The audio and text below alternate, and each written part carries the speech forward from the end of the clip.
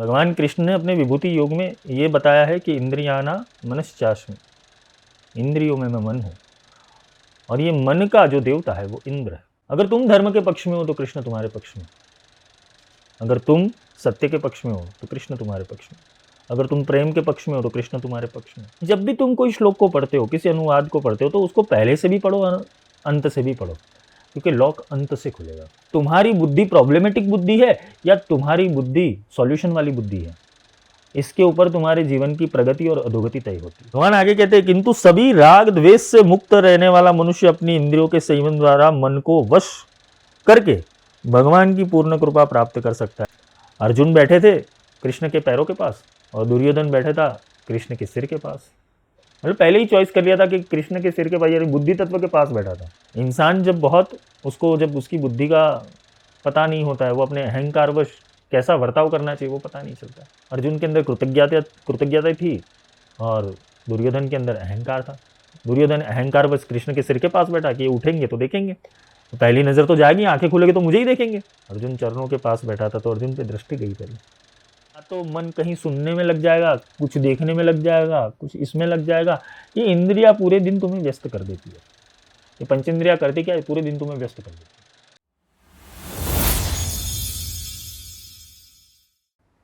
नमस्कार, जय माई की जयति ब्रह्मास्त्र विद्या।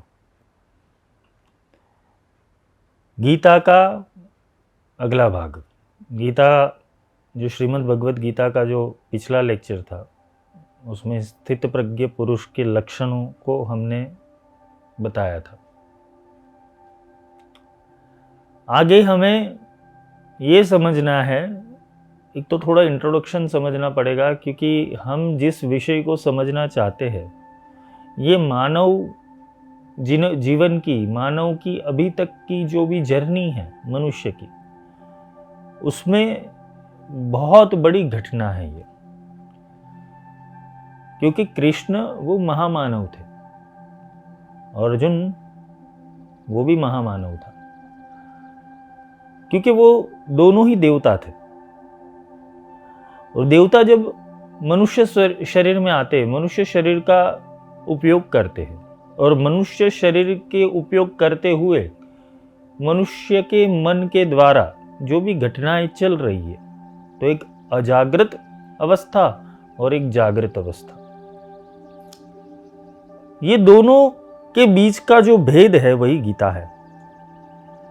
क्योंकि प्रश्न पूछने वाला भी सामान्य नहीं था। पांडव वो 5 देवताओं से उत्पन्न हुए थे और अर्जुन इंद्र का पुत्र था। भगवान कृष्ण ने अपने विभूति योग में ये बताया है कि इंद्रियाना मनश्चास्मि, इंद्रियों में मैं मन हूं, और ये मन का जो देवता है वो इंद्र है। उसे स्वर्ग पे ही रहना होता है, उसे स्वर्ग में ही रहना होता है, उसका स्वर्ग बहुत प्रिय है। क्योंकि मन अगर प्रसन्न होगा तो वो सारी चीजें कर पाएगा, और मन अगर प्रसन्न नहीं है तो वो तुम्हें दुर्गुणों में ले जाएगा। ये मन की बहुत बड़ी चाल होती है, वो किसी को देवता भी बना देता है, किसी को असुर भी बना देता है। ये मन से कोई छूटता नहीं है, और ये मन से जो नहीं छूटता है उसको कैसे छुड़ाया जाए वो गीता सिखाती है। क्योंकि हमारे जीवन में एक ही रोग है, मन का रोग, और ये मन के रोग से हम बाहर निकलना नहीं चाहते। और ये मन ही है जो संसार सर्जन करता है, संसार बनाता है। ये मन ही है जिसने सुख दुख बनाए हैं, ये मन ही है जिसने पाप पुण्य बनाए हुए हैं। मन ने ही स्वर्ग और नरक की रचना की हुई है। मन ही है जो हताश हो जाता है और उत्साहित हो जाता है। अब इन सारी अवस्थाओं के अंदर, इन सारे भावों के अंदर से कर्तव्य क्या है और कर्म क्या है, वो सिखाने हेतु एक जागृत पुरुष के लक्षण वाला व्यक्ति चाहिए। हमारे जीवन में भी एक तटस्थ व्यक्ति ऐसा होना चाहिए, एक मित्र ऐसा होना चाहिए, एक गुरु ऐसा होना चाहिए कि जो हमें हमारे मन की ना सुनकर एक सही रास्ते के ऊपर हमें ले जाए। तो अर्जुन कृष्ण के भाई थे, कृष्ण के मित्र बने और फिर कृष्ण के शिष्य बने। ये अवस्था समझना, भाई, मित्र और फिर गुरु। कृष्ण की जो लीलाएं है, श्रीमद् भागवत तो सबने सुनाई है, पढ़ाई है, टीवी सीरियल भी देखी होगी कि कृष्ण की जो लीलाएं है वो सामान्य थी नहीं, क्योंकि सामान्य व्यक्ति ऐसी चीजों के अंदर हाथ नहीं डालेगा।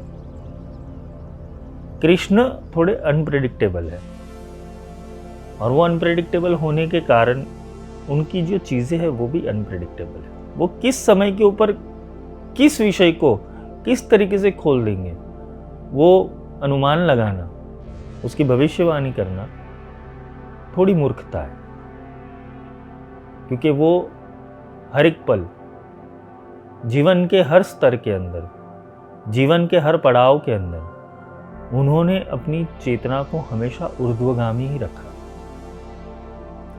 हम जीवन को ऊर्ध्वगामी नहीं बनाना चाहते। क्यों?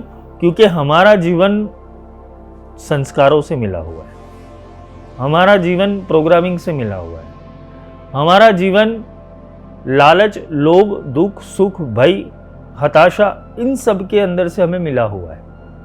हम सुख दुख की व्याख्या भी बाल्यकाल से करते आए हुए, पाप पुण्य की व्याख्या भी बाल्यकाल से करते हुआ है।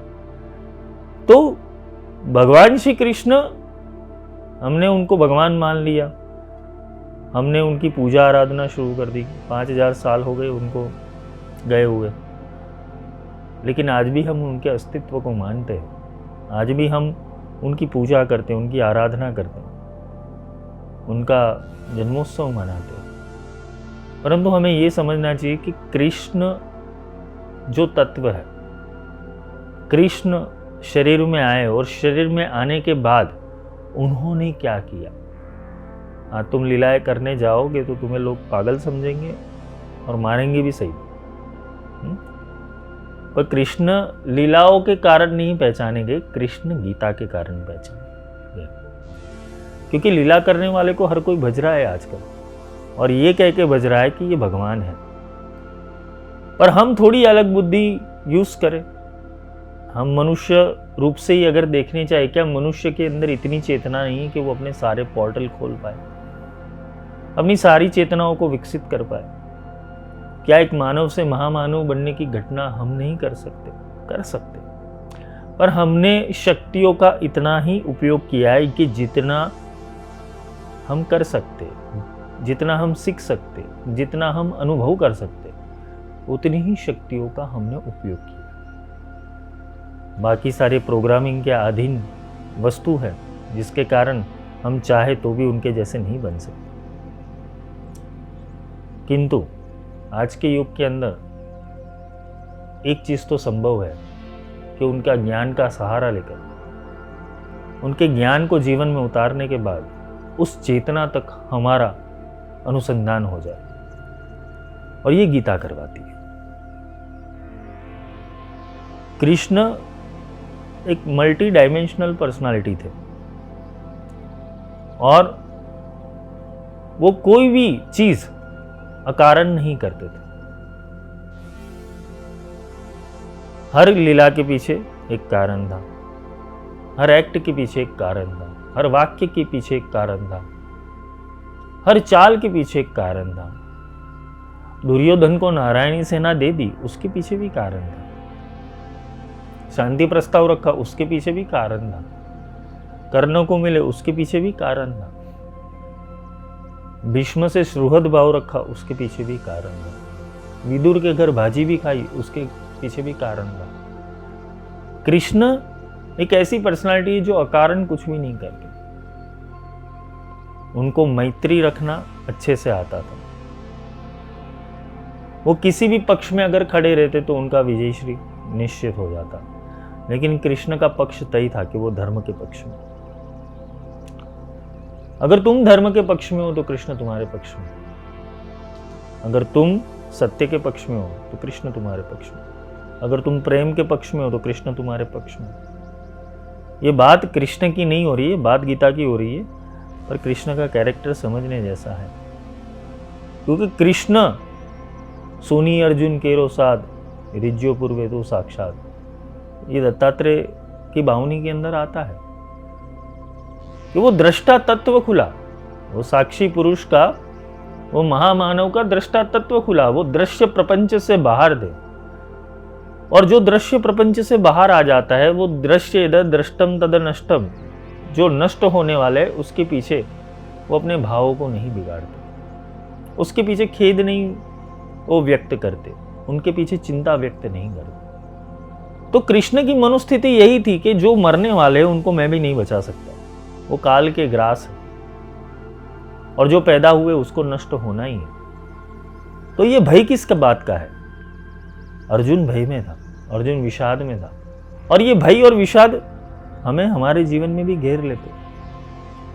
हम छोटी चीज करना चाहते हैं, उसके अंदर भी हमारा कॉन्फिडेंस कभी कभी डिगमगा जाता है। तो ये तो महाभारत का युद्ध था, और अर्जुन जो भगवान कृष्ण के साथ नर रूप से सत्युग से तपस्या कर रहे थे,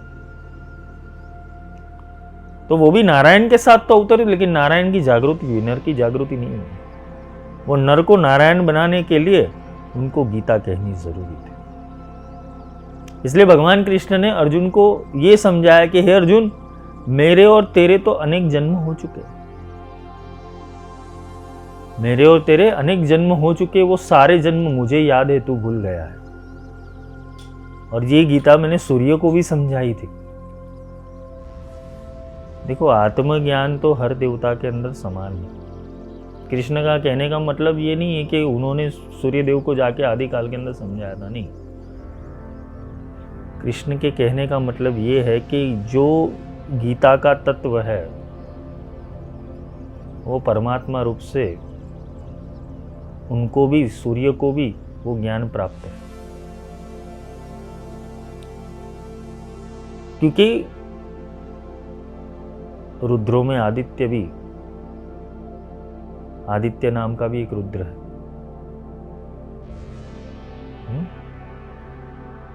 भगवान कृष्ण की विभूति अगर हम समझने जाए तो वो हर विषय वस्तु और चेतना के अंदर है, कि जिससे वो चेतना अपने आप को सर्वश्रेष्ठ साबित करती है। विभूति योग सामान्य योग नहीं है, विभूति योग एक बड़ा योग। उन्होंने सर्प में भी अपना अस्तित्व दिखाया, ग्रहमंडल में भी अपना अस्तित्व दिखाया, नक्षत्रों में भी अपना अस्तित्व दिखाया, मरुतों में भी अपना अस्तित्व दिखाया, नागों में भी अपना अस्तित्व दिखाया, पक्षी में भी अपना अस्तित्व दिखाया कि मैं किसमें क्या हूं। अर्जुन अपनी आत्मा तक नहीं पहुंचा हुआ था। अर्जुन की बुद्धि विषाद में थी, अर्जुन की आत्मा विषाद में नहीं थी, क्योंकि अर्जुन वही था जो कृष्ण थे। कृष्ण और अर्जुन एक ही तत्व में से पैदा हुए थे, इसलिए वो नर और नारायण द्विज रूप से पैदा हुए। ऐसे ही जिसे हम बिंदु के अंदर से शिव शक्ति कहते हैं, वैसे ही कृष्ण और अर्जुन है, वैसे ही हमारे भीतर मन और आत्मा, हमारे भीतर परमात्मा बैठा हुआ। वो परमात्मा तब जागता है कि जब हम प्रश्न खड़ा करते हैं। कृष्ण ने गीता एक ह्यूमन साइकोलॉजी के ऊपर दी हुई है, और ह्यूमन साइकोलॉजी के ऊपर देने के कारण ये गीता मनुष्य को अच्छे से समझ में आए और मनुष्य अपना कर्तव्य और कर्म अच्छे से कर पाए। इसलिए भगवान कृष्ण ने अर्जुन को गीता समझाई। तो पिछले लेक्चर के अंदर हमने समझा कि स्थितप्रज्ञ भाव के अंदर कैसे प्रवेश किया जाए। ये स्थितप्रज्ञ कौन है वो भगवान कृष्ण समझाते। ये स्थितप्रज्ञ मुनि, ये स्थितप्रज्ञ आत्मा के लक्षण क्या है, ये स्थितप्रज्ञ चेतना के लक्षण क्या है, वो कृष्ण समझाते।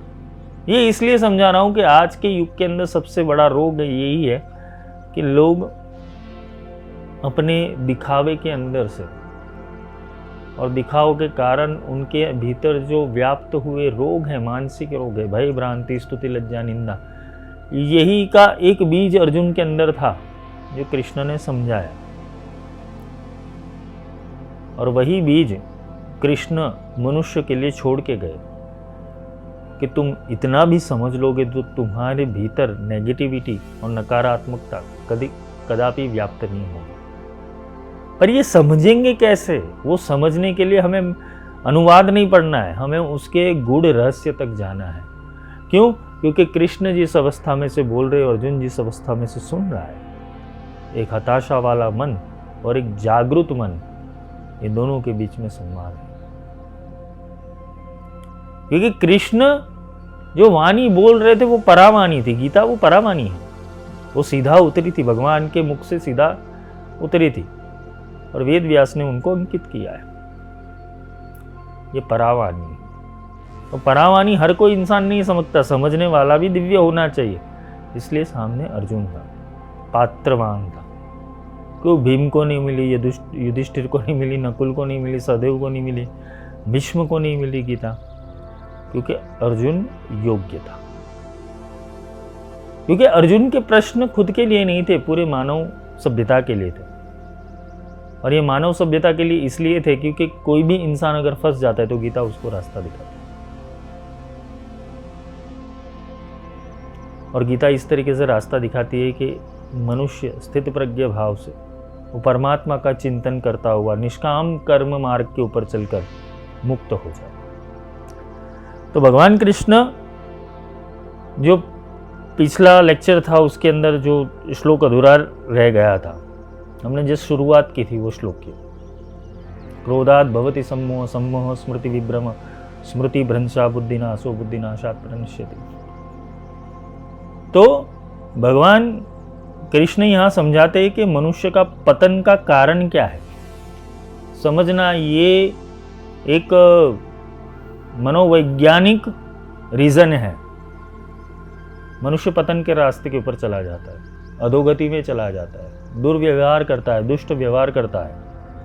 उन सब के पीछे जो कारण तत्व है, क्योंकि हम श्लोक को पहले से अंत तक तो पढ़ते हैं, लेकिन जब तुम्हें उसका लॉक खोलना है, ये थोड़ा एक युक्ति बता देता हूँ, एक कुंजिका दिखा देता हूँ कि जब भी तुम कोई श्लोक को पढ़ते हो, किसी अनुवाद को पढ़ते हो, तो उसको पहले से भी पढ़ो और अंत से भी पढ़ो, क्योंकि लॉक अंत से खुलेगा। वैसे ही हर एक श्लोक को अगर भीतर से समझना है, गहराई से समझना है, तो तुम्हें अंतिम कोर एलिमेंट क्या है वो समझना पड़ेगा। तो यहाँ भगवान कह रहे कि मनुष्य का अधोपतन हो जाता है। हम उल्टे से शुरुआत करते, उल्टे से इसलिए शुरुआत करते क्योंकि हमें उसका मूल केंद्र समझ में आए। मनुष्य का अधोपतन क्यों होता है? अधोपतन होता है बुद्धि से। जिसकी बुद्धि स्थिर है उसका कभी पतन नहीं हो सकता।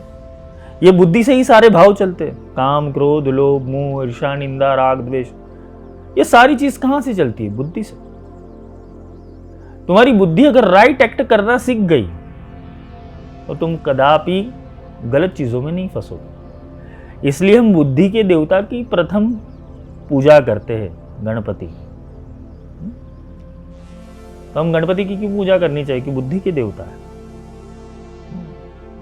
विशाल मस्तिष्क है उनका, कम बोलते हैं, तोल मोल के बोलते हैं। इसलिए वेद व्यास ने उनको महाभारत लिखने के लिए बिठाया था कि उनकी बुद्धि के ऊपर आने के बाद अगर जो चीजें सही रूप से अवतरित हुई वही जगत कल्याण के काम आएगी। वैसे ही अगर इंसान की बुद्धि सही रूप से चली तो ही वो जगत का कल्याण कर सकता है, वरना वो बुद्धि अगर सही रूप से नहीं चली तो अधोपतन हो जाता है। ये बुद्धि बहुत बड़ा तत्व है। सारे गायत्री मंत्र के अंदर यही धीमहि धियो यो न प्रचोदयात्, इसको समझ लो। मन अलग है, बुद्धि अलग है। मन मेमोरी है, मन अनुभव, विचार, शब्दों की एक मेमोरी डिस्क है, पर उसको चलाने वाली जो रैंडम एक्सेस मेमोरी है वो बुद्धि है। हम अपने अनुभव द्वारा, हम अपने लेखन कला के द्वारा, हम अपनी स्मृति कला के द्वारा ही लोगों से संवाद करते हैं या तो एक्ट करते हैं। वो जो स्मृति कला है वो बुद्धि तत्व के ऊपर आती है। अगर राइट टाइम के ऊपर राइट एक्ट नहीं आया तो तुम्हारा अधोपतन निश्चित है। तुम कोई भी डील में जाते हो, कोई डील करने के लिए जाते हो, किसी व्यक्ति से मीटिंग करने के लिए जाते हो, कोई शांति प्रस्ताव रखने के लिए जाते हो, अपनी बात मनवाने के लिए जाते हो, कम्युनिकेशन स्किल्स तुम्हारे अंदर जो डेवलप होती है वो सारी बुद्धि के तत्व के ऊपर होती है। Action is not important things. Action जरूरी नहीं है, तुम रिएक्शन क्या देते हो वो जरूरी है। एक्शन जरूरी नहीं है कि तुम क्या करते हो, सामने वाला क्या कर रहा है वो एक्शन का तुम्हें कोई लेना देना नहीं रखना चाहिए। तुम रिएक्शन कैसा देते हो जीवन के अंदर, उसके ऊपर सारी चीजें हैं। भगवान चाहते तो पहले ही अध्याय के अंदर अर्जुन को रोक के बोल देते कि भाई तू ये फालतू बातें मत कर, सीधा सीधा युद्ध कर। नहीं, कृष्ण को उनको समझाना था और इस तरीके से रेडी करना था कि वापस उनके अंदर हताशा व्याप्त ना जाए। उसका जो डिप्रेशन स्टेट ऑफ माइंड है, उसके माइंड का जो स्टेट है डिप्रेशन के अंदर, एंजाइटी के अंदर, वो टूट जाए और एक कॉन्फिडेंस लेवल के ऊपर आ पाए। इसलिए भगवान कृष्ण ने उसको बहुत सटीक रूप से सारी चीज़ें समझाई। हमारे जीवन में दिन ब दिन रोज़मर्रा की ज़िंदगी के अंदर ये सारी चीज़ें होती रहती है। अगर बारीकाई से तुम गीता का अभ्यास करो और जीवन को प्रैक्टिस में लाओ।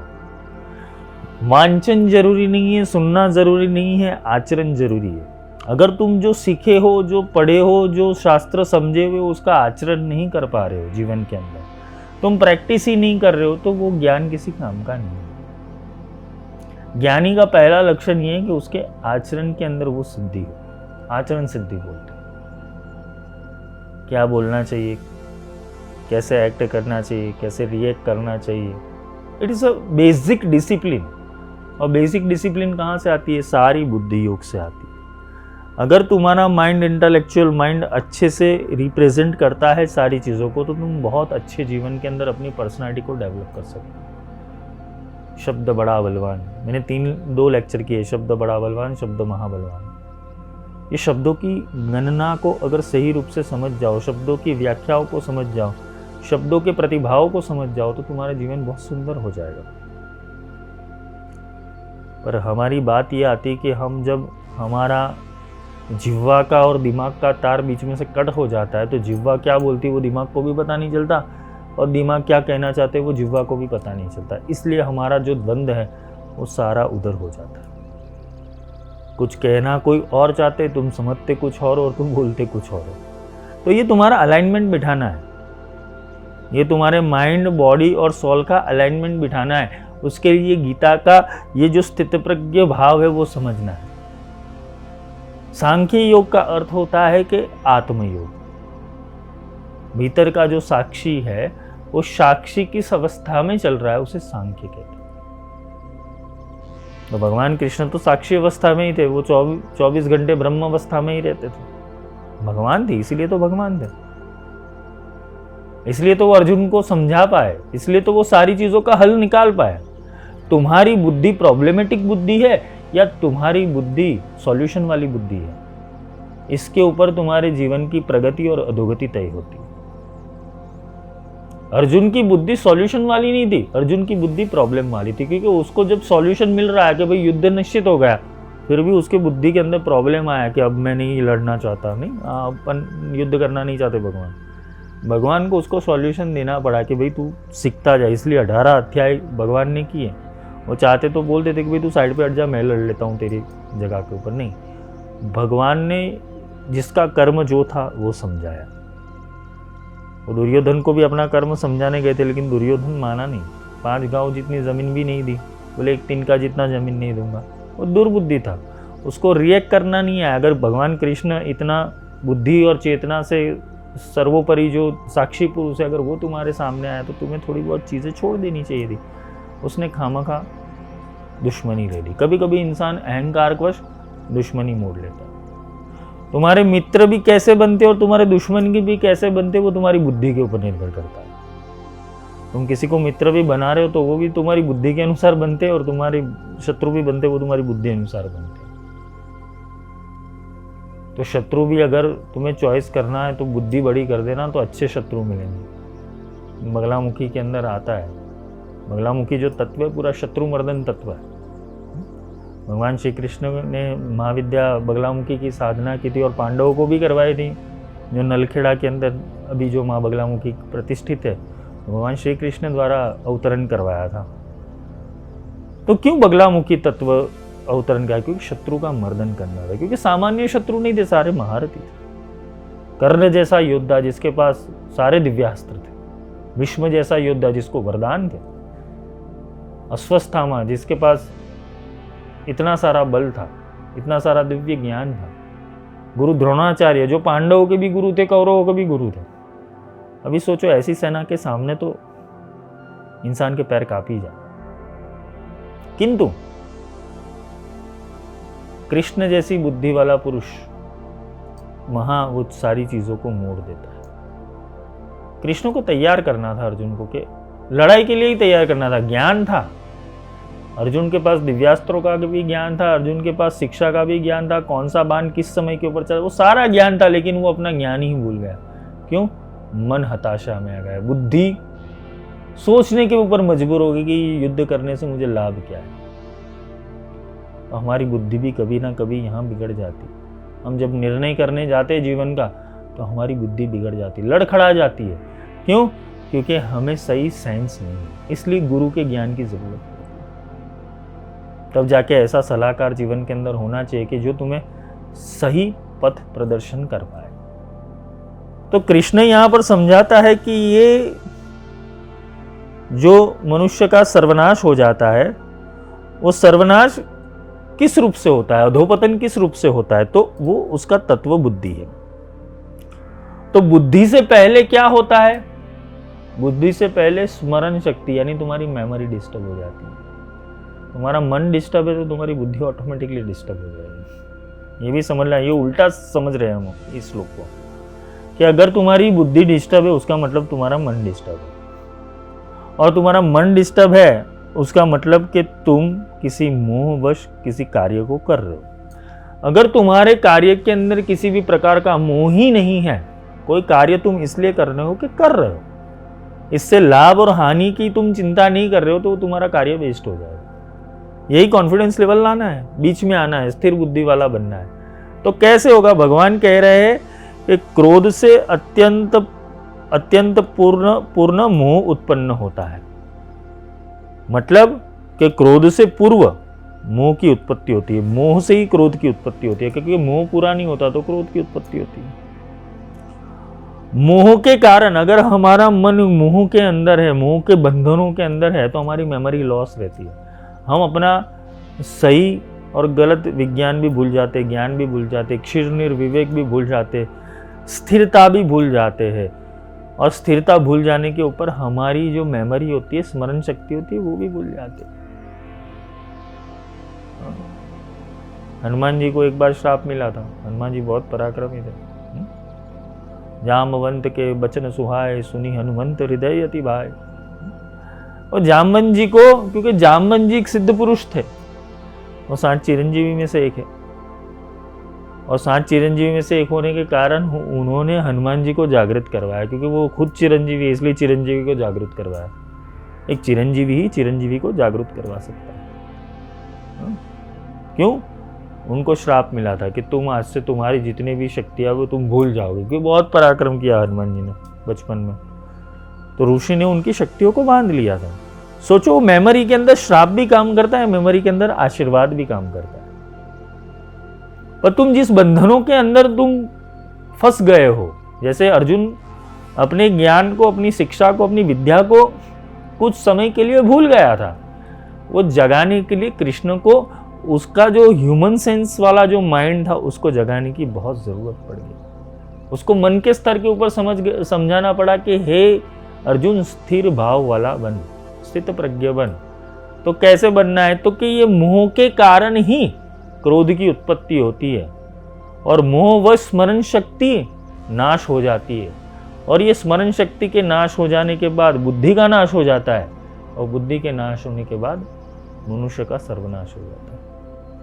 तो ये समझ लेना, अगर तुम मोह के बंधन के अंदर हो तो कहीं ना कहीं तुम्हारी बुद्धि नष्ट होने वाली है, और बुद्धि के साथ साथ तुम भी नष्ट हो जाओगे। मोह छोटा भी हो सकता है, मोह बड़ा भी हो सकता है। मोह छोटी सी चीज में भी हो सकता है, मोह बड़ी सी चीज में भी हो सकता है। मोह तुम्हारी किचन के अंदर भी हो सकता है, और मोह तुम्हारे बंगलों के अंदर भी हो सकता है। मोह कहीं पर भी लग सकता है। नाम का मोह, संबंध का मोह, पर्सनालिटी का मोह, रूप का मोह, रंग का मोह, हर जगह मोह से ही इंसान आसक्त है। इसलिए उसको अपना सही ज्ञान नहीं मिल रहा कि तो ये मोह की आसक्ति बोल। क्यों? क्योंकि ये मोह बंधन ही तुमसे पाप करवाएगा, और ये मोह बंधन ही तुमसे पुण्य करवाएगा। मोह से ही छूट गए, ना किसी कर्म के लिए तुम आसक्त हो, ना ही कोई कर्म तुम्हारे करने लायक बचा है। बस तुम इसलिए कर रहे हो कि कर्म करना तुम्हारा कर्तव्य है, तब जाके तुम ये मोह के चंगुल से छूट जाते हो। बस करना है, एक दृष्टा रूप से, एक साक्षी रूप से तुम्हें अपने कर्मों को करना है। आसक्ति नहीं रखनी, क्योंकि आसक्ति रखी तो उसका सुख भी भोगना पड़ेगा, उसका दुख भी भोगना पड़ेगा, उसका पुण्य भी भोगना पड़ेगा, उसका पाप भी भोगना पड़ेगा, उसका स्वर्ग भी भोगना पड़ेगा, उसका नरक भी भोगना पड़ेगा। हर कर्म की जो अंतिम स्थिति है वो तुम्हें भोगनी पड़ेगी। इसलिए कर्म कैसे करना है? बस करने के लिए करना है। स्वाद के लिए 4 समोसे और खा लोगे तो एसिडिटी तुम्हें ही होगी, कॉन्स्टिपेशन तुम्हें ही होगा, प्रॉब्लम तुम्हें ही होगी। हाँ, टेस्ट के लिए खा लिया, जीभ का स्वाद था, दमन नहीं करना है, चख लिया, हो गया। फिर किसी चीज के अंदर ज्यादा मोह नहीं रखना। ये डिसिप्लिन सिखा रहे कृष्ण भगवान। यहां कह रहे कि बुद्धि का नाश हो जाता है तो मनुष्य का सर्वनाश हो जाता है। भगवान आगे कहते हैं, किंतु सभी राग द्वेष से मुक्त रहने वाला मनुष्य अपनी इंद्रियों के संयम द्वारा मन को वश करके भगवान की पूर्ण कृपा प्राप्त कर सकता है। भगवान कौन है? अभी तो ये भगवान तत्व को समझना पड़ेगा। भगवान शब्द बहुत लॉजिकल शब्द है। ऐसे देखने जाए तो भगवती का अर्थ होता है भग को धारण करने वाली, और भगवान का अर्थ होता है भग को वहन करवाने वाली। ठीक है, ये भगवान का एक अर्थ ये भी होता है कि भग यानी सूर्य, सूर्य जैसा तेजोमय, प्रकाशमय, पुंज वाले, उसे भगवान कहते हैं। दिव्य ज्ञान वाले, उसे भगवान कहते हैं। तो भगवान की कृपा यानी दिव्य ज्ञान की कृपा, दिव्य तेज की कृपा, दिव्य प्रकाश की कृपा कब इंसान के ऊपर अवतरित होती है? कि जब वो राग और द्वेष से मुक्त हो जाता है। ये दोनों तत्व समझने, राग और द्वेष है क्या? राग का अर्थ अनुराग होता है, किसी चीज की खेवना, किसी चीज के ऊपर प्रेम, किसी चीज के ऊपर मोह, ये राग है। राग और वैराग्य, राग, वैराग्य, वितराग, राग के बहुत सारे प्रकार हैं, पर ये राग को समझने जैसा है। वैराग्य का अर्थ होता है कि जिसको कुछ भी नहीं चाहिए, जिसको कुछ पसंद ही नहीं आता है, वो वैराग्य। वैरागी कैसा होता है? वो अकेले चिंतन के अंदर मस्त होता है। राग का अर्थ होता है कि जिसको सब कुछ चाहिए, जिसको सब कुछ चीजों से प्रेम है, सब विषय, वस्तु, व्यक्ति, संसार की सारी चीजों से उसे प्रेम है, वो प्रेम के अंदर फंसा हुआ कर्म कर रहा है, उसे राग कहते हैं। और द्वेष किसे कहते हैं? द्वेष का अर्थ है कि तुम्हें नफरत भी कर्म करवाती। कोई चीज तुम्हें पसंद नहीं आई तो वो चीज को नहीं करने के लिए तुम्हें 100 कर्म करने पड़ते हैं। कोई शत्रु तुम्हारे पास आ गया, किसी को तुम पसंद नहीं करते हो, वो तुम्हारे पास आ गया, तो तुम उसके लिए भी तुम्हें कर्म करना पड़ेगा। ये द्वेष है। तो पसंद वो राग है, नापसंद वो द्वेष है। बस इतना शॉर्ट में हम इस चीज को समझे कि पसंद वो राग है, नापसंद वो द्वेष है। अब ये राग और द्वेष, तुम पसंद और नापसंद से तुम बाहर निकल गए, तुम इससे मुक्त हो गए, तो मनुष्य अपनी इंद्रियों के संयम द्वारा, क्योंकि ये इंद्रिया ही कार्य करवाती है। अगर तुम उसके कोर एलिमेंट को देखो तो इंद्रिया ही राग द्वेष में जाती है। तुम्हें किसी रूप की आसक्ति हो गई, तुम रूप पर के राग में चले गए। तुम्हें किसी गंध की आसक्ति हो गई, तुम गंध के राग में चले गए। तुम्हें किसी स्वाद की आसक्ति होगी, स्वाद के राग में चले गए। तो राग अपने पंचेंद्रियों से तो राग चलता है और पंचेंद्रियों से द्वेष चलता है। तुम गटर के पास से तुम जाओगे तो तुम्हें बदबू आएगी, तुम नाक बंद कर लोगे। तुम्हारे कानों को ज्यादा आवाज की पसंद नहीं, तुम कान बंद कर दोगे। तुम्हें नापसंद खाना दिया जाए, करेला की सब्जी दी जाए और तुम खाओ, कड़वा लगे, तुम नापसंद है, तुम उससे द्वेष कर रहे हो। मतलब राग और द्वेष, वो चाहे वस्तु से हो, विषय से हो, व्यक्ति से हो, रूप से हो, रस से हो, गंध से हो, ये सारी जो चीजें चल रही है वो इंद्रियों से तो चल रही है। इंद्रिया सिग्नल दे रही है मन को, मन सिग्नल देता है बुद्धि को, और बुद्धि सिग्नल देती है मनुष्य को कार्य करने हेतु। तो वो बुद्धि की जितनी स्पीड होगी, बुद्धि जितनी स्थिर होगी, उतना कार्य दक्षता तुम्हारे अपने कर्म के अंदर लाओगे। लेकिन बुद्धि ही स्थिर नहीं है तो तुरंत तुम गलती के ऊपर गलती करोगे। मैं तो सुना देता हूं, मुझे गुस्सा आता है, मैं सुना देता हूं। अपना दिल में पाप, अपने दिल में के अंदर पाप नहीं है, अपने दिल के अंदर कुछ भी किसी के लिए पाप नहीं, इसलिए अपने मुंह फट है। लेकिन शब्दों का चयन तो अच्छा करो। क्या बोलना है, क्यों बोलना है, किसको बोलना है, किस तरीके से बोलना है। जाके तुम पुलिस वालों को भी गाली दो तो पुलिस वाले तुम्हें मारेंगे, और फिर वहां जाके बोलो मेरे दिल में पाप नहीं इसलिए सत्य बोला। अरे भाई, जहां जो बोलना चाहिए वहां बोलो। यही राग द्वेष का चक्कर है, समझ लेना। पसंद और नापसंद का चक्कर है, और ये पसंद और नापसंद के चक्कर के अंदर मनुष्य उलझता रहता है। मनुष्य की सबसे बड़ी उलझन पसंद और नापसंद। ये पसंद और नापसंद करने वाला भी उसका मन ही होता है, क्योंकि उसको ऐसे संस्कार मिले हुए हैं, उसकी ऐसी मेमोरी है, मन के अंदर स्टोरेज मेमोरी है कि उसको कुछ चीज पसंद है, कुछ चीज ना पसंद है। उसी तरह से वो अपनी बुद्धि के अनुसार एक्ट करता है। पर अगर वो थोड़ा सा बुद्धिमान है, थोड़ा स्थिर बुद्धि वाला है, तो वो अपना भविष्य देखेगा पहले कि भाई पुलिस वाले से या वकील से या जज से या किसी रिस्पेक्टेबल पर्सन से कैसी बात करनी चाहिए। आधे से ज्यादा झगड़े जो हो रहे हर किसी के घर के अंदर, ये समझ लेना, ये समाज का सुधारना भी गीता में बताई गई है। जितने भी घरों में झगड़े हो रहे, जितने भी परिवारों में विवाद हो रहे, जितने भी संबंधों के अंदर रिलेशनशिप जो बिगड़ रहे हैं, जो भी बच्चे आजकल अपने जीवन के अंदर प्रगति नहीं कर पा रहे, उसका सबसे बड़ा कारण ये राग और द्वेष, पसंद और नापसंद। ये पसंद और नापसंद के कारण ही वो इंसान सही चीज़ों का इस्तेमाल नहीं कर पाता। तो बुद्धि के स्तर के ऊपर तुम उतरो तो एक एडवर्टाइजिंग थी, वो एडवर्टाइजिंग को याद कर लेना कि पहले इस्तेमाल करे फिर विश्वास करे। पहले बुद्धि के स्तर के ऊपर उसे इस्तेमाल कर लेना, कोई भी विचार को पहले इस्तेमाल करे फिर विश्वास करे। तो बुद्धि को घिसना ये साबु है, सामान्य बुद्धि। हमारे टीचर लोग समझाते थे कि साबु का उपयोग करो, तो हम लोग समझते थे कि साबुन का उपयोग करो। साबुन नहीं है, सामान्य बुद्धि, कॉमन सेंस। ये कॉमन सेंस बहुत बड़ी चीज़ है जो लोगों को जल्दी अवेलेबल नहीं होती है। वो अपने स्वभाववश, अपने गुणवश, उसकी मेमोरी डिस्टर्ब है, उसका मन डिस्टर्ब है, उसकी बुद्धि डिस्टर्ब है, जिसके कारण वो किसी ना किसी से लड़ता झगड़ता रहता है। और घर में भी शांति करनी हो तो गीता का दूसरे अध्याय का पाठ पढ़ लेना, क्योंकि यही अध्याय तुम्हें द्वंद्वों से मुक्त कर सकता है। कभी कोई ज्यादा तुम्हारे ऊपर हावी हो रहा है तो उसको थोड़ी देर के लिए छोड़ दो, झगड़ने मत जाओ, मौन ग्रहण करो। अगर तुमने मौन ग्रहण कर लिया, अपने आप उसकी पसंद नापसंद तुम्हें सामने आ जाएगी, उसके विकार तुम्हारे सामने आ जाएंगे, और वो किस लिए डिस्टर्ब है वो भी सामने आ जाएगा। अगर तुम ये जनरल टॉपिक को भी अपने जीवन के अंदर उतार लोगे सांख्य योग के, तो तुम्हें सामने वाले मनुष्य की जो एटीट्यूड है, उसका जो बॉडी लैंग्वेज है, उसके ऊपर से तुम उसको पहचान पाओगे कि ये इंसान कहाँ पर डिस्टर्ब है। ये सिक्स सेंस नहीं चलानी है, यहाँ पर कॉमन सेंस चलानी है। ये सामान्य चीजें से तुम उसका गुण और प्रकृति समझ पाओगे। ज़्यादा कुछ सीखने की ज़रूरत नहीं, इतना भी सीख जाओगे तो तुम्हें बहुत कुछ समझ में आ जाएगा, तुम्हें ऑरा रीडिंग अपने आप आ जाएगी।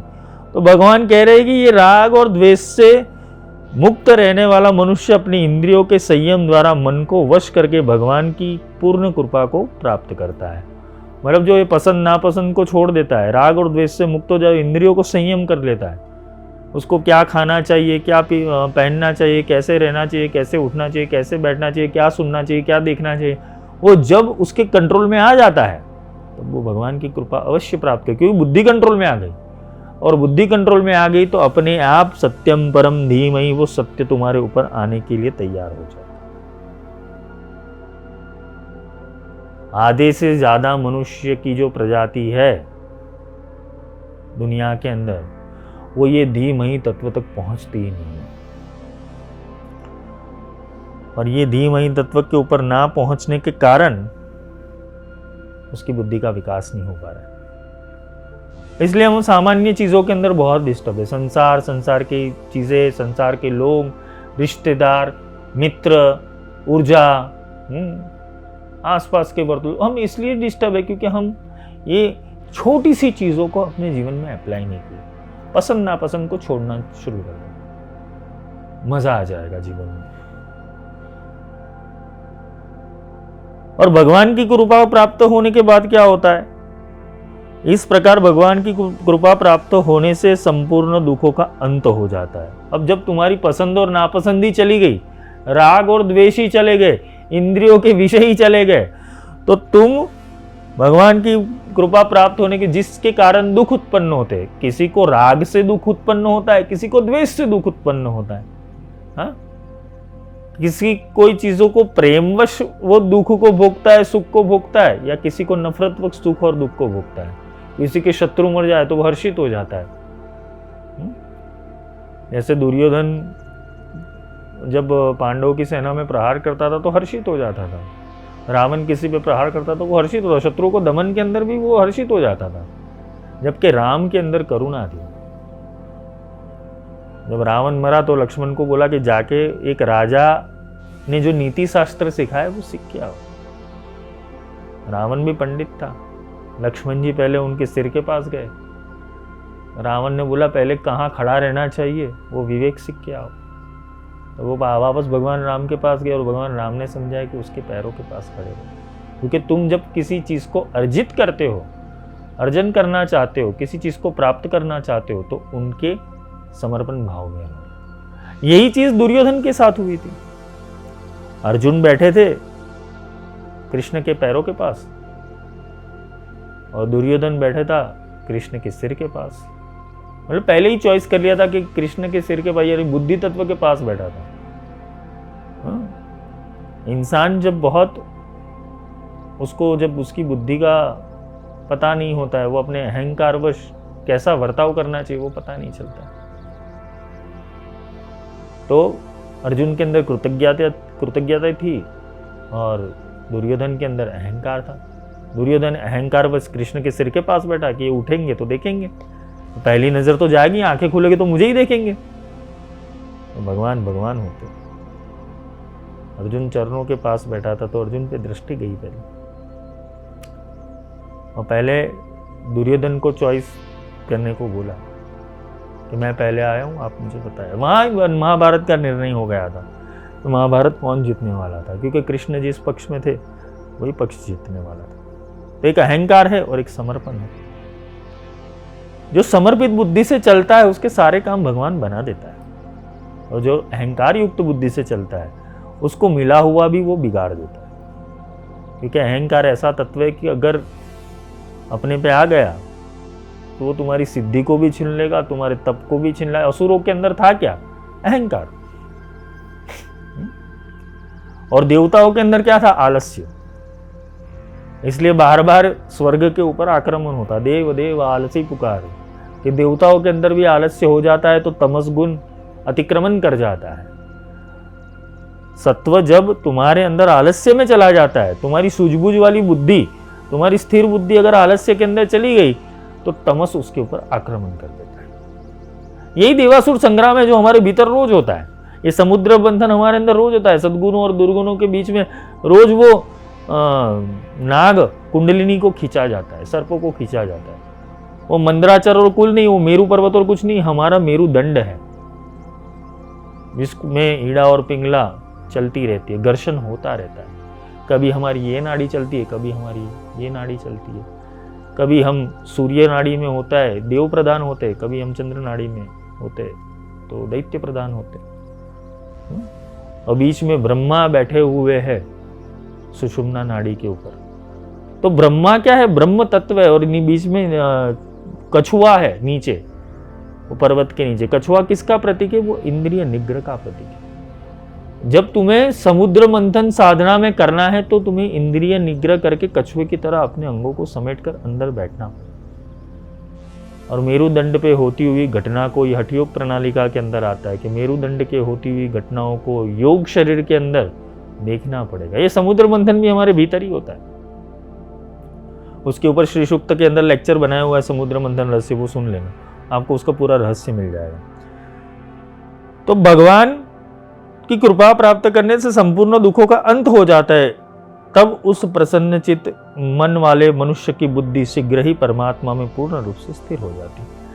पहले तो दुखों का विनाश हो जाए। दुखों का विनाश कहाँ हो जाएगा? जहाँ पसंद नापसंद समाप्त हो जाएगी, इंद्रिय निग्रह हो जाएगा और तुम स्थिर बुद्धि से युक्त होकर परमात्मा के चिंतन में लग जाओगे। तब वो प्रसन्न चित्त हो जाएगा कि हाँ ये जंजाल छुटी। कितना कचरा होता है वो समझो। तुम्हारी पसंद और नापसंद के कारण, तुम्हारे सुख और दुख के कारण, तुम्हारे राग और द्वेष के कारण तुम पूरी जिंदगी कचरे के अंदर रहते हो। तुम्हें कुछ अच्छा मिल गया वो भी एक कचरा बन जाएगा एक दिन, तुम्हें कुछ बुरा मिल गया वो भी एक कचरा बन जाएगा एक दिन। एक कचरे को इकट्ठे करने के लिए मेमोरी के अंदर ही तुम जी रहे हो। तो आध्यात्म तुम्हें इसलिए सिखाना, भगवान श्री कृष्ण अर्जुन को यह सिखा रहा है कि भाई तू इनसे छूट, पसंद नापसंद करने के लिए मत कर। करना इसलिए करना है क्योंकि करना पड़ेगा। कर्म इसलिए करना है क्योंकि कर्तव्य करना तुम्हारा धर्म है। तो भगवान के अंदर चित्त को कैसे स्थिर किया जाए वो भगवान श्री कृष्ण ने बताया कि प्रसन्न चित्त वाले मनुष्य की बुद्धि। कभी कभी हम भगवान के पास भी जाते तो अप्रसन्न चित्त से जाते, दुखी होकर जाते, भगवान मेरे जीवन के अंदर तकलीफ है। तो भगवान भी बोलेगा भाई मैं दुखी लोगों को पकड़ता ही नहीं हूँ, वो तो सच्चिदानंद परब्रह्म है। और भगवान के हम विशेष गुणों के अंदर जाए तो भगवान का एक तत्व है जिसे सच्चिदानंद परब्रह्म कहते हैं। वो तो पूरे दिन आनंद में रहता है। तुम्हारे दुख को क्यों रोए? तुम दुखी होकर भगवान के पास हो तो ये दे दो, वो ज्यादा दुख दे देगा। भगवान के पास हमेशा प्रसन्न चित्त से जाना, खुश होकर जाना। जैसे तुम किसी अपने को मिल रहे हो ना, वैसे ईश्वर के मंदिर में जाना। दुख लेके मत जाना, नहीं तो ज्यादा दुखी कर देगा। वो दुखी नहीं करता, वो न्यूट्रल एलिमेंट है। तुम जैसा बीज वो कॉन्शियस माइंड के अंदर डालते हो वो सबकॉन्शियस के द्वारा तुम्हारे अंदर रिपीट करता है। इसलिए भी कभी मन्नत मत रखना जीवन के अंदर, क्योंकि मन्नत रखने से एक बार तुम्हें फायदा होगा, फिर 100 नुकसान है। ईश्वर को रिझाने के लिए कभी हठ का प्रयोग मत करना। ईश्वर को रिझाने के लिए कभी जिद का प्रयोग मत करना। ईश्वर को रिझाने के लिए कभी तप का प्रयोग मत करना। वो प्रेम से रिझ जाएंगे। हरि व्यापत सर्वत्र समाना, प्रेम से प्रकट हुई मैं जाना। ये हरि प्रेम से प्रकट हो जाएगा। वो प्रेम कैसे करना है ना, वो नहीं आता है लोगों को। अगर तुम्हें सही रूप से प्रेम करना आ गया तो परमात्मा 24 घंटे तुम्हारा साथ रहेगा। वो कंकास वाला हो, कजिए वाला हो, दुर्बुद्धि वाला हो, पूरे दिन कोसता रहता हो, उसके साथ भगवान रहेगा। वो सच्चिदानंद है। वो बोलेगा तू पहले निकल। वो भिखारी भीख मांगने के लिए आते हैं, ले चंदा ले, 25 पैसे चाहिए, 25 रुपए चाहिए, 25 करोड़ चाहिए, ले निकल तू इधर से, दोबारा अपना मुंह मत दिखाना। भगवान उसको नहीं मिलते। भगवान किसको मिलते? भगवान प्रसन्न चित्त वाले को मिलते हैं, जो सुहृद भाव से ईश्वर को मिलता है। जब परमात्मा की शरण में जाता है, गुरु की शरण में जाता है, अर्जुन प्रसन्न चित्त वाला था लेकिन वो हताशा गिर गई थी, लेकिन ऐसे भगवान को नहीं मिला था। वो मित्रतावश भगवान को पूछ लिया थे प्रश्न सारे, प्रसन्न चित्त वाला था। तो यही चीज समझनी है कि हमारे अंदर कैसा तत्व जिंदा है, हमारे अंदर कैसे गुण जिंदा है। हम प्रसन्न चित्त से ईश्वर को मिलेंगे तो ईश्वर प्रसन्नता देगा। वो तुम्हें बिना मांगे सब कुछ दे देगा। कभी ट्राई करना, 45 दिन का अनुष्ठान लेना। रोज अगर मंदिर जा रहे हो, शिव जी के मंदिर, कृष्ण जी के मंदिर, गणपति जी के मंदिर, जिनके भी मंदिर, हनुमान जी के मंदिर, बस उनको एक ही चीज बोलना, प्रसन्नो भव, प्रसन्नो भव, प्रसन्नो भव। और खुद को भी बोलना, प्रसन्नो भव, प्रसन्नो भव, प्रसन्नो भव। प्रसन्न रहो। तुम खुद के लिए भी बोलो, उनके लिए भी बोलो। देखो, रिफ्लेक्शन थियरी के द्वारा तुम्हें उनकी ऊर्जा मिलना शुरू हो जाएगी। अपने शब्दों का सही इस्तेमाल करो, अपने भावों का सही इस्तेमाल करो, अपने विचारों का सही इस्तेमाल करो, तुम्हारी दुनिया पलट जाएगी। ये कोई मोटिवेशनल आध्यात्मिक थियरी नहीं है, ये जीने की कला है। भगवान को अपना मिलकर बनो। ये इस कृष्ण अर्जुन अपना बन के मिला तभी तो गीता अवतरित हुई उनके लिए। अगर वो अपना ही नहीं बनता, वो सुहृद भाव ही नहीं दिखाता, वो हाथ जोड़ के परमात्मा के चरणों में नहीं बैठता और नहीं पूछता कि हे केशव समझाओ, तो भगवान कृष्ण उनको समझाते। दुर्योधन अगर अर्जुन की जगह होता तो क्या बोलता, हे केशव तुम्हें समझाना पड़ेगा। देखो शब्द भाव, भगवान बोलते इसको नहीं समझाया जा सकता। एक बार समझा के देख लिया, प्रेम से भी समझाया, नहीं माना ना, दूसरी बार भगवान नहीं समझाने गए। वैसे ही ईश्वरीय सत्ता, गुरु सत्ता तुम्हें एक दो बार समझाएगी, फिर नहीं समझाएगी। अगर तुम शांति प्रस्ताव से शांति से समझ जाओगे और जीवन को शांति में ही बना लोगे तो तुम्हारे जीवन में उद्धार तय है। ये प्रसन्न चित्त वाला मनुष्य ही परमात्मा के रूप के अंदर स्थिर हो सकता है, परमात्मा के पूर्ण रूप में स्थिर हो सकता है। भगवान कृष्ण कहते हैं कि भगवान परमात्मा में पूर्ण रूप से स्थिर हो सकता है। कौन सा? प्रसन्न चित्त आत्मा वाला। जिस मनुष्य की इंद्रिय वश में नहीं होती, और उन मनुष्य की ना तो बुद्धि स्थिर होती है, ना मन स्थिर होता है, ना ही शांति प्राप्त होती है, ना ही शांति रहित मनुष्य को सुख किसी प्रकार से संभव है। ये हमने आगे के श्लोक में समझ लिया। वही रूपांतरण है कि जिसकी इंद्रिया वश में नहीं है, उसका मन वश में नहीं है, उसकी बुद्धि वश में नहीं है, जिसकी बुद्धि वश में नहीं है उसका मन वश में नहीं है, और जिसका मन वश में नहीं है उसको शांति कदापि नहीं मिल सकती। यही जो पहले श्लोक था क्रोधात् भवति सम्मोह, उसका रिफ्लेक्शन इधर है। जिस प्रकार पानी पर तैरने वाली नाव को वायु हर लेती है, उसी प्रकार विचरण करती हुई इंद्रियों में से किसी एक इंद्रिय पर मन निरंतर लगा रहता है। मतलब तुम्हारी 5 इंद्रिय एक साथ जागृत नहीं होती। तुम किसी होटल में जाओगे, अच्छी गंध आ गई खाने की, तो तुम्हारा घ्राणेंद्रिय काम पे लग जाएगा, फिर जिह्वा काम पे लग जाएगी, फिर जठराग्नि काम पे लग जाएगी, तुम खा के तृप्त हो जाओगे, तुम्हारी इंद्रिय संतुष्ट हो गए। वैसे ही किसी एक विषय को एक इंद्रिय पकड़ती है। उसी प्रकार विचरण करती हुई इंद्रियों में से किसी एक इंद्रिय पर मन निरंतर लगा रहता है। या तो मन कहीं सुनने में लग जाएगा, कुछ देखने में लग जाएगा, कुछ इसमें लग जाएगा। ये इंद्रिया पूरे दिन तुम्हें व्यस्त कर देती है। ये पंचेंद्रिया करती क्या है? पूरे दिन तुम्हें व्यस्त कर देती है। वह एक इंद्रिय ही उस मनुष्य की बुद्धि हर लेती है।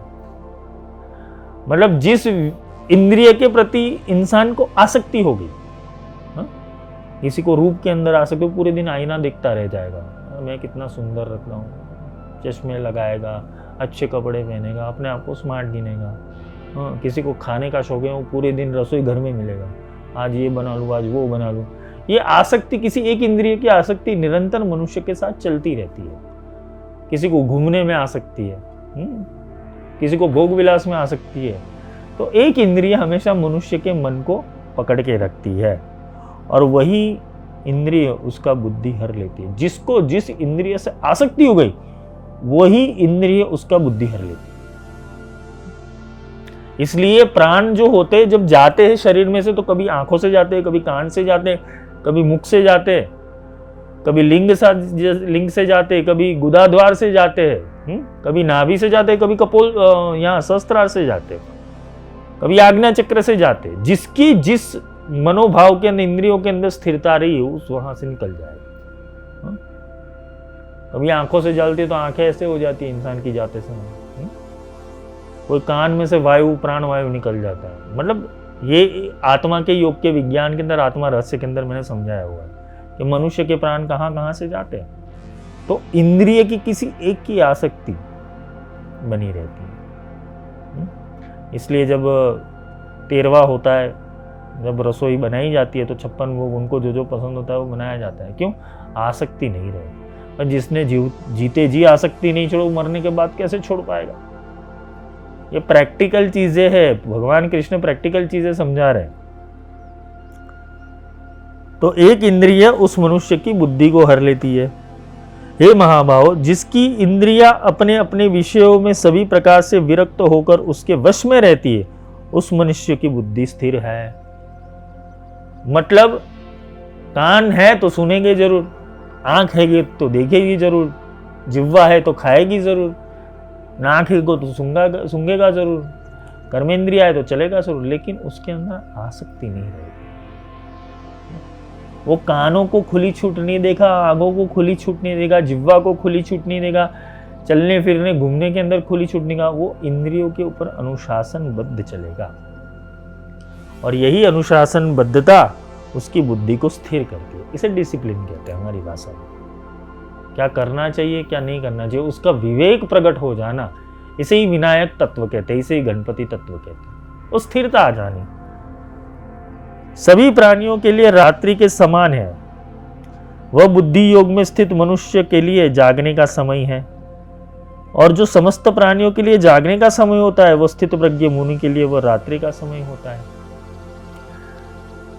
ये थोड़ा गहरा विषय है जागने और सोने का। जहां पूरी दुनिया सोती है वहां इंसान मुनि जागता है, और जहां मुनि सो जाता है पूरी दुनिया जागती है। मतलब मुनि का अर्थ है जिसकी बुद्धि कंट्रोल में है, जो अपनी बुद्धि के ऊपर स्थिर है। विषय वस्तु, संसार जिस विषय वस्तु के अंदर आसक्त है उसके लिए मुनि अनासक्त है। मतलब जिस विषय वस्तु के लिए संसार पीछे पड़ा हुआ है, वो संसार पीछे पड़ा हुआ, मतलब संसार जिस विषय वस्तु के पीछे जागरूक है, मुनि उसके लिए सोया हुआ है।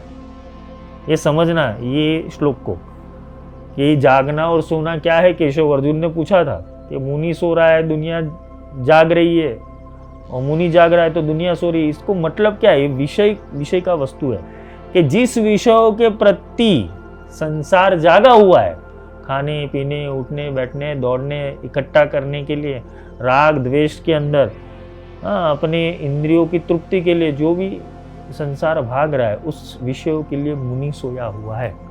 और मुनि जिस विषय के लिए जागा हुआ है उस विषयों के लिए संसार सोया है। तो मुनि किस विषय के अंदर जागा है? आत्मयोग के विषय के लिए। जो अपनी आत्मा के प्रति जागरूक हो गया है वो संसार के लिए सोया हुआ है, और जो संसार के प्रति जागरूक है वो अपनी आत्मा के लिए सोया हुआ है। बस ये इतना छोटा सा है। भगवान कृष्ण ने यही चीज समझाने की कोशिश की है। ये सोना और जागना कुछ नहीं है, विषय की बात है यहां पर। जिस प्रकार अनेकों नदियां सभी ओर से परिपूर्ण दृढ़ प्रतिष्ठा वाले समुद्र को विचलित किए बिना उसमें समा जाती है। मतलब जब नदियां समुद्र में मिलती है तो समुद्र को विचलित नहीं करती, क्योंकि समुद्र विशाल है। समझ में आ रहा है? तो वो सीधी समाहित हो जाती है। उसी प्रकार सभी इच्छाएं स्थित प्रज्ञ मनुष्य में बिना विकार उत्पन्न किए समा जाती है। मतलब सारी इच्छा जो स्थित प्रज्ञ वाला इंसान है, जितनी भी इच्छा है वो अपने अंदर समा लेता है। वो इच्छाओं के लिए नहीं भागता, क्योंकि उसे पता है कि वो इच्छा या तो सुख बनेगी, इच्छा या तो दुख बनेगी, इसलिए वो इच्छा के विषय से ही बाहर निकल जाता है। उसे स्थित प्रज्ञ कहते हैं। तो स्थित प्रज्ञ इंसान के अंदर इच्छा कभी विकार पैदा नहीं करती। ये बहुत अच्छा शब्द है, भगवान श्री कृष्ण ने समझाया हुआ है कि विकार,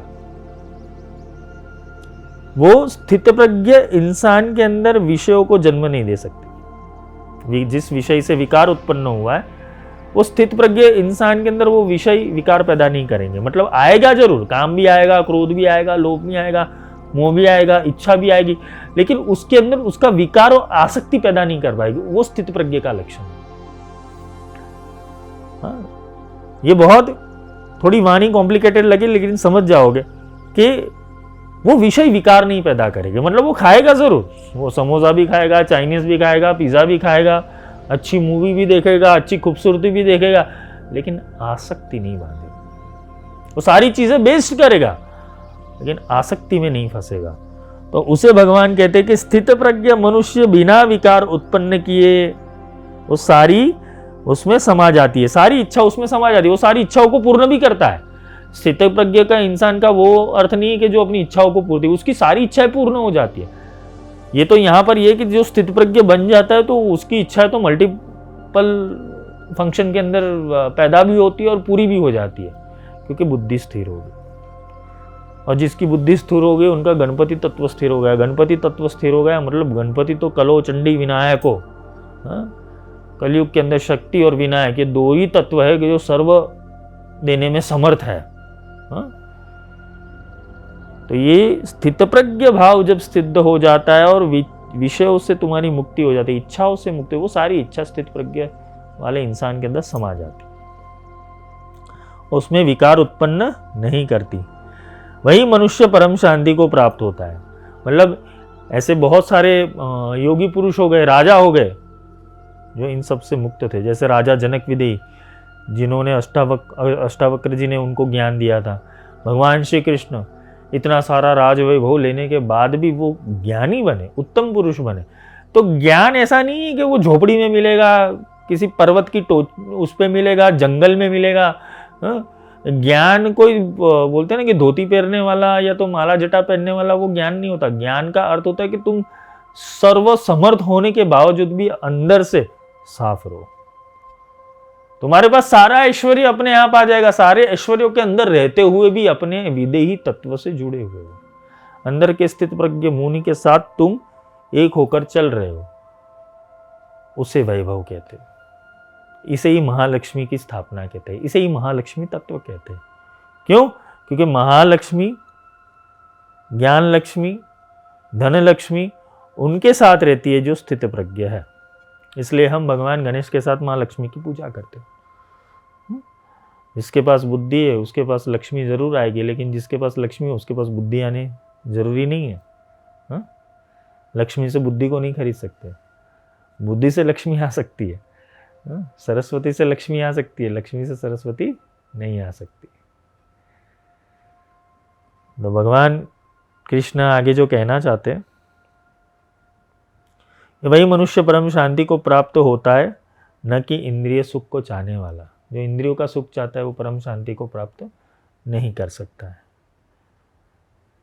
जय माई की।